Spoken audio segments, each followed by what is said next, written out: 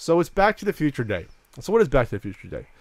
Well, at the end of Back to the Future 1, when Doc Brown comes out with the DeLorean, which has been not retrofitted, future-fitted to run on Mr. Fusion and fly, they end up in the future to save Marty's.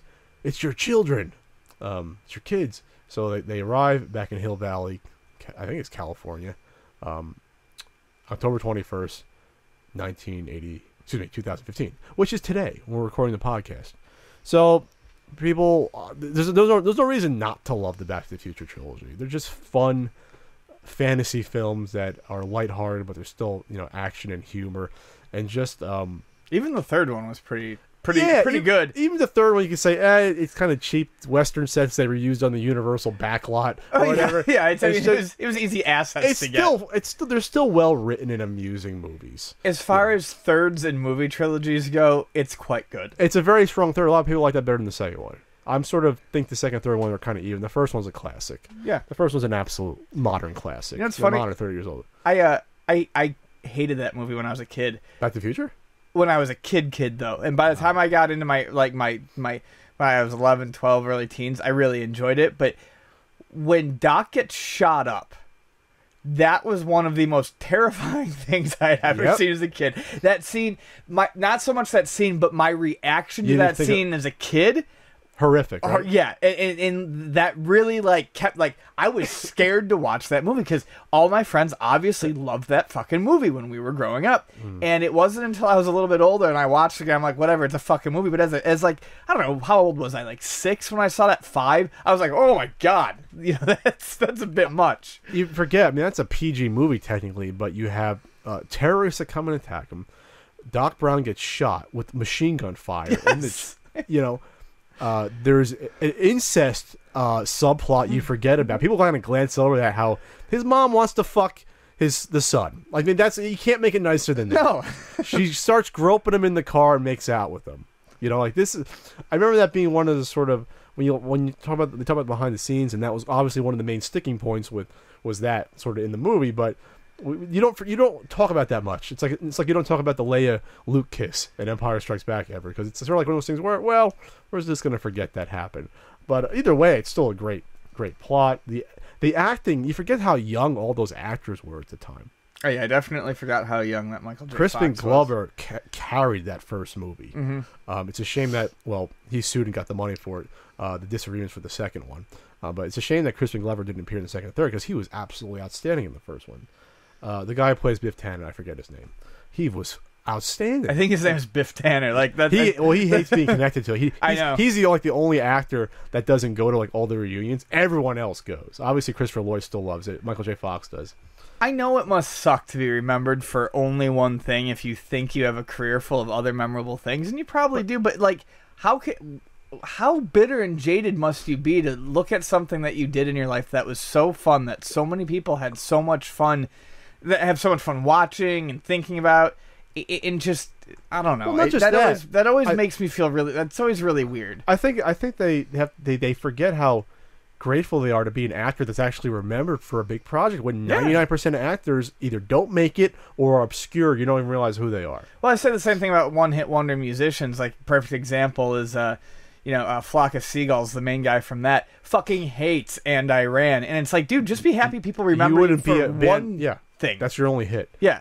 Thomas F. Wilson. He was also, I think, in some of the Privateer games or something like that. Some of those. Would he rather be remembered for those? I don't know. And Leia Thompson, obviously. So these were all very, very young actors, early 20s.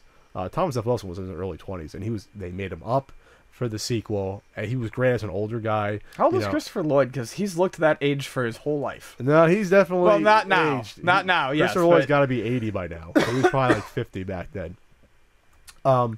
So they're classic films, but a lot of people are focusing on the future and what we have and what we don't have. Right. In 2015, we don't have flying cars. Obviously, we'll never have flying cars. No, you can't trust people. Impractical. You can't trust people to drive on 2 dimensions, let alone 3 in the air. People go, "Oh, driving's 3 dimensions too." No, you control only 2. You're not controlling up and down altitude.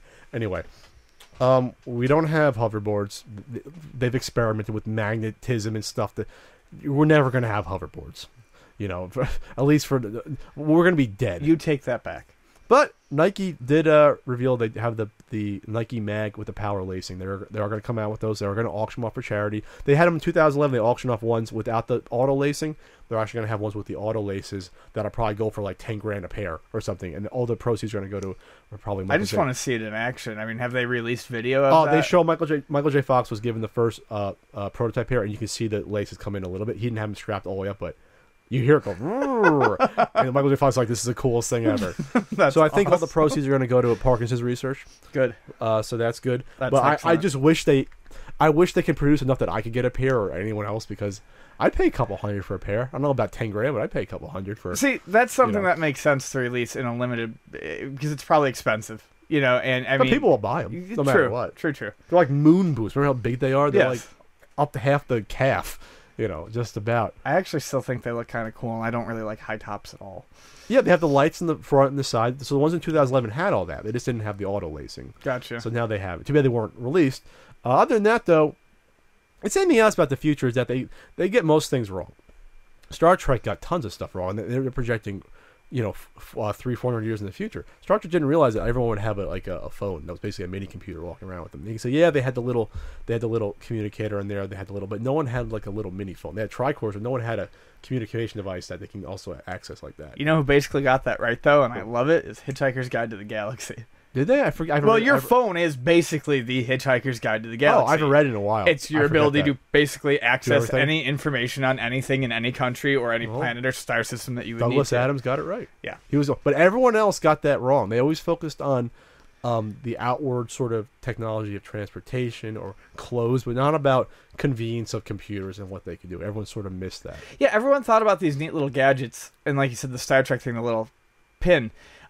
They thought about ways to make these things neat, but not the practicality of it, that if you're going to do these things, you're going to combine them into a device that can do as many things as possible. And hell, even the next generation was made in 87, and they couldn't look literally 10 years in the future to try to say, oh, we're going to have cell phones in 10 years. What could we Well, you got communicators. Yeah, but they're not even visual. Sure. Were they visual on the show? But then I also wonder at that point how much of, and we're trailing off, but I also wonder at that point how much of it was just to keep with traditions set by the first series. Maybe the budgets, they couldn't come up with little screens on devices to give to people. That's just a funny thing. It's always about flying cars, but if you look in the future now, in 100 years, it's going to be, I don't know about the whole singularity thing, but it's going to be nanotechnology, which is probably going to help cure diseases before we find a cure of cancer. We're just going to have little injections of little guys that are going to repair damaged cells. Right. That's a lot more likely than us eradicating diseases one at a time. We're just going to have something that eradicates everything, basically, by targeting them specifically. And they're already moving in that direction. So that's pretty cool.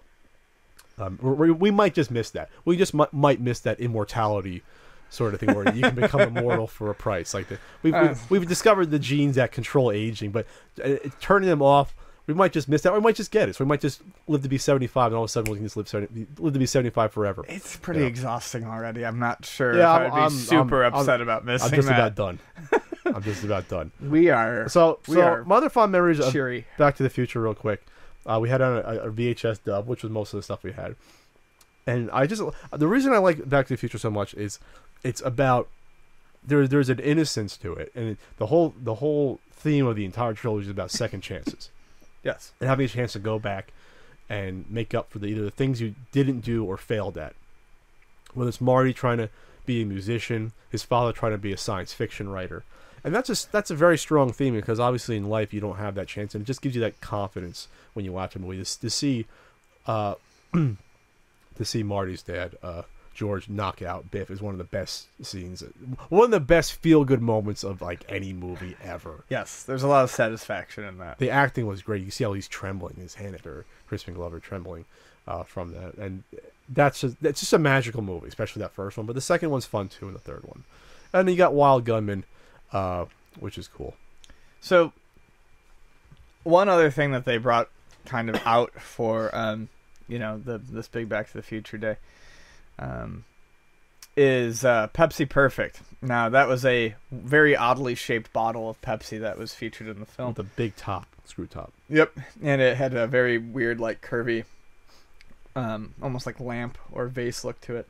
And Pepsi said, we're going to bring it out for you. You know, we're going to make this Pepsi Perfect, and we're going to charge $20.15 per bottle, and we're going to do 6,500 bottles of it. And they announced this ahead of time, and people still got really excited. And Pepsi launches it, and it sells out immediately. Of course.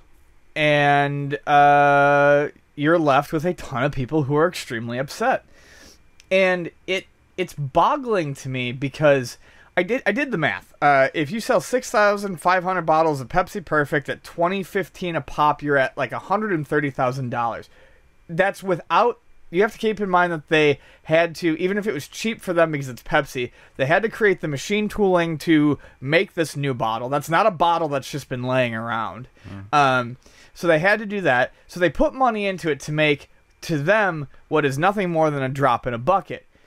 I don't understand why these companies put out these collectibles that people desperately want.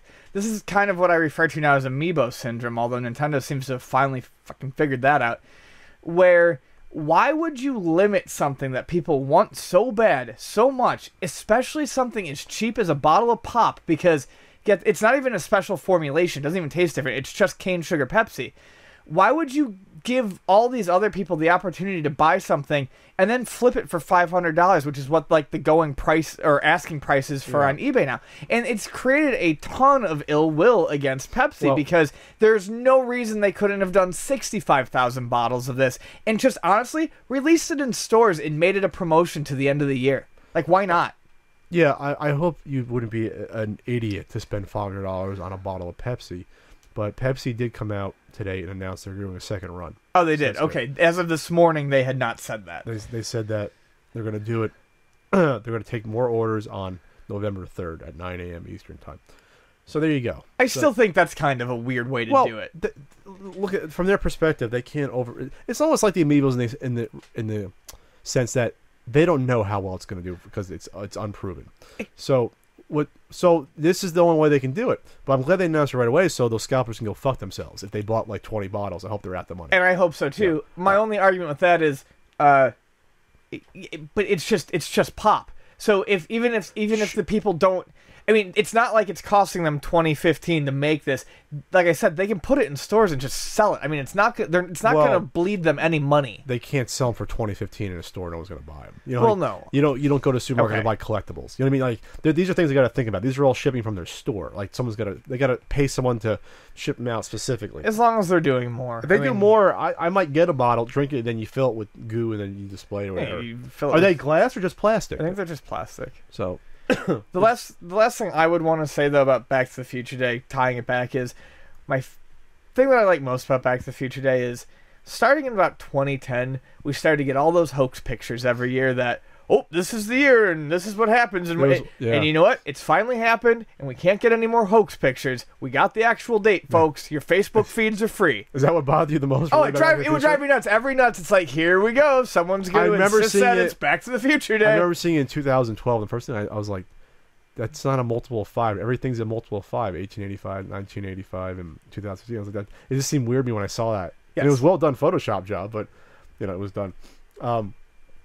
So I love Back to the Future. I really hope they don't remake it because it's a perfect trilogy of movies, and it's one of those sacrilegious things. It's like remaking Godfather. Please don't add to it. Please don't remake it. Please just let it the fuck be. And I think, am I imagining stuff now? I think whoever had the rights to it said that they had no interest or intent on remaking it. I think it's something we actually taled about maybe at one point. It's Steven Spielberg's company, Amblin, right? Yeah, I think it was actually stated that they have no intention of doing that. It makes so much money in the properties. I mean, how much more money do you want to make off this? You know what I mean? Like they just come out every 5. You did the 25th anniversary, which had the a lot of footage with the original Marty. I forget his name. Me too. Off the top of the head, but they put just snippets in. And people were like, oh, we want to see more. I'm sure they're putting more into the 30th.